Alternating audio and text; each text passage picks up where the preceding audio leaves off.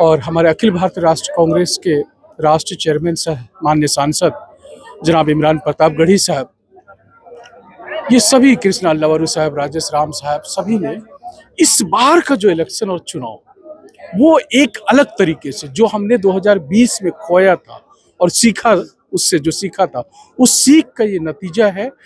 आपने जो सवाल पूछा है कि ये बदलाव सिटिंग एमएलए का, सिटिंग, सीधी सी बात, संवाद पे मैं आता हूँ।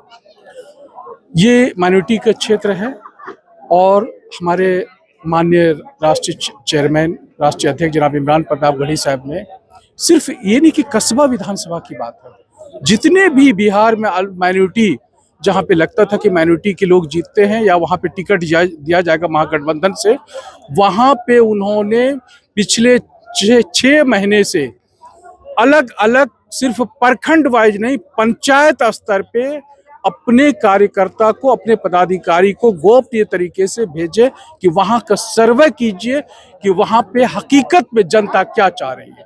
तो जनता के अंदरूनी सर्वे का नतीजा है कि इरफान आलम को टिकट मिला है। बिल्कुल, ये यहाँ के लोगों की आवाज थी। और ये नहीं कि ये सिर्फ कस्बा आपका अपवाद है, आप मतलब कि किशनगंज चले जाइए, वहाँ पे भी आपका किशनगंज में एक बदलाव का अपवाद है, और जगह भी कई जगह है।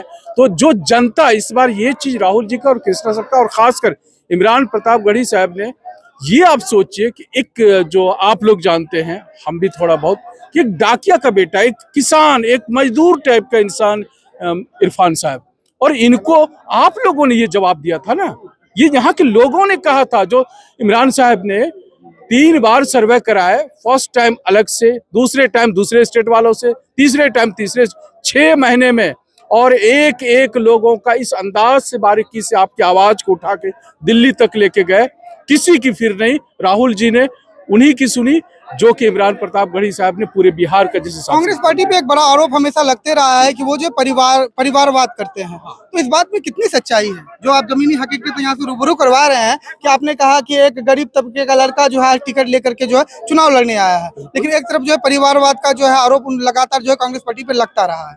अब सीधे से एक परिवारवाद का मुझे आप उदाहरण, मैं ये कहता हूँ, किस तरह का परिवारवाद? एक आईएएस का बेटा आईएएस बने तो ये परिवारवाद है, किसान का बेटा किसान बने तो परिवारवाद है, एक इंजीनियर का बेटा इंजीनियर बने तो क्या परिवारवाद है?